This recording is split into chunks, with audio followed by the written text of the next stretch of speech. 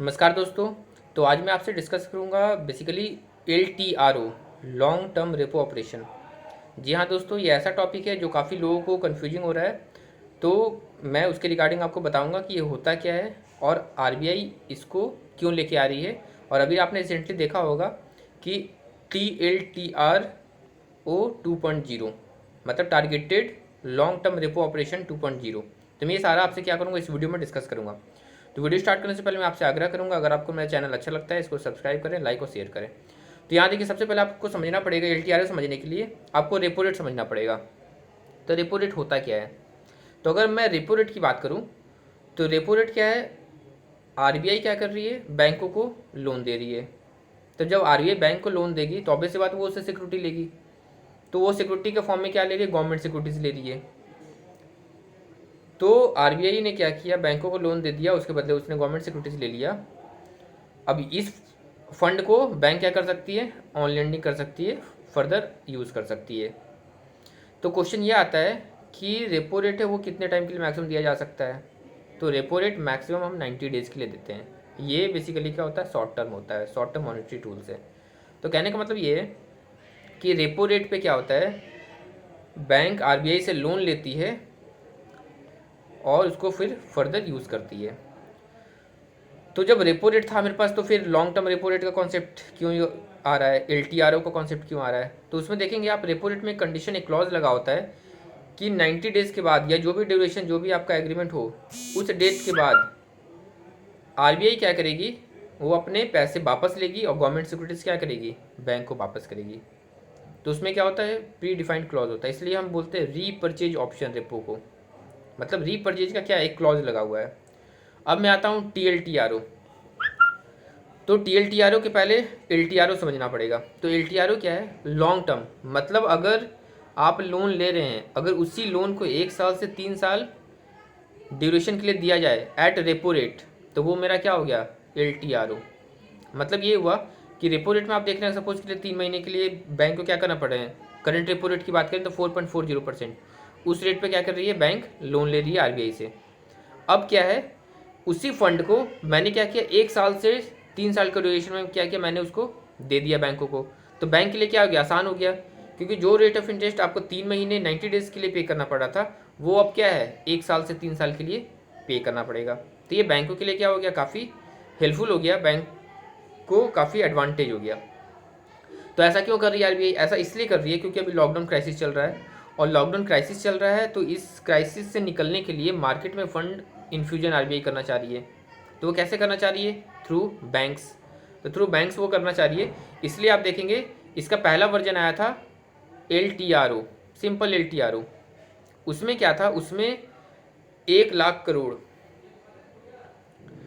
वो दिया गया था बैंकों को, और जो बैंकों ने क्या किया था, फुल्ली सब्सक्राइब कर लिया था।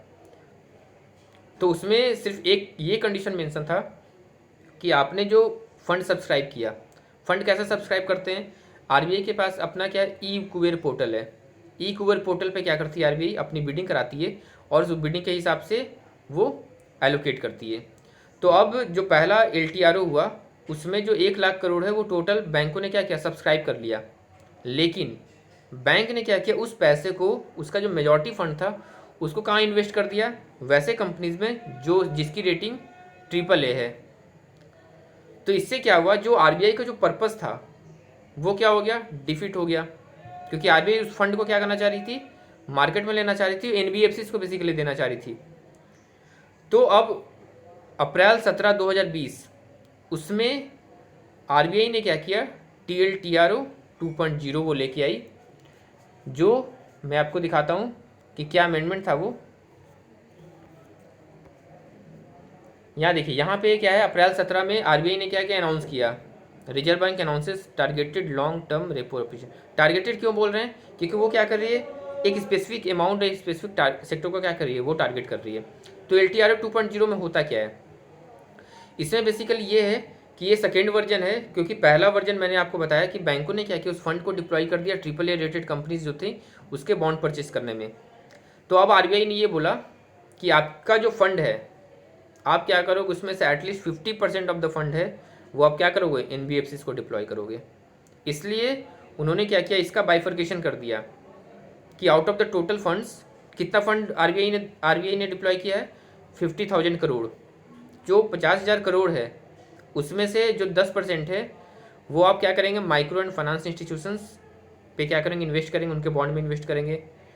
25% जो है वैसे एनबीएफसीज में आप यूज़ करेंगे जिनका एसेट साइज 500 करोड़ से 5,000 करोड़ के बीच में है। और जो 15% है वो 15% क्या करेंगे, वैसे एनबीएफसीज पे आप यूज़ करेंगे जिनका asset size less than 500 crore है। तो ये मैं आपको दिखाऊंगा यहाँ पे। ये देखिए, सबसे पहले तो यहाँ पे ये लिखा हुआ है, ये देखिए 50,000 करोड़। मैंने आपको जो बताया LTRO 2.0 में आपका 50,000 करोड़ आरबीआई ने क्या किया, डिप्लॉय किया। नेक्स्ट आपका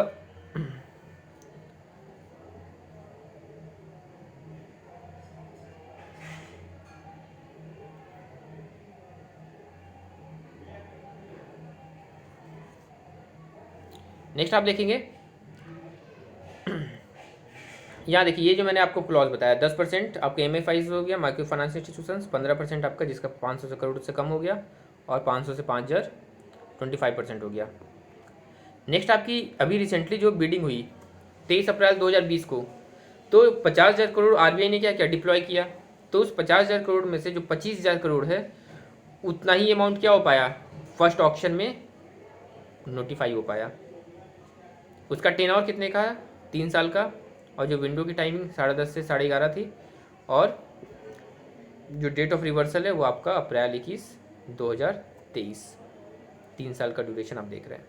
तो कहने का मतलब ये है कि ये एक बहुत बड़ा टूल आरबीआई ने यूज़ किया है, जिससे के थ्रू वो क्या कहना चाह रही है, बैंकों को कम रेट ऑफ इंटरेस्ट पे वो फंड दे रही है ताकि उस फंड को क्या किया जा सके, आगे प्रोवाइड किया जा सके।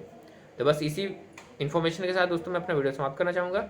आपको मेरा वीडियो अच्छा लगता है इसको लाइक, सब्सक्राइब और शेयर करें। धन्यवाद।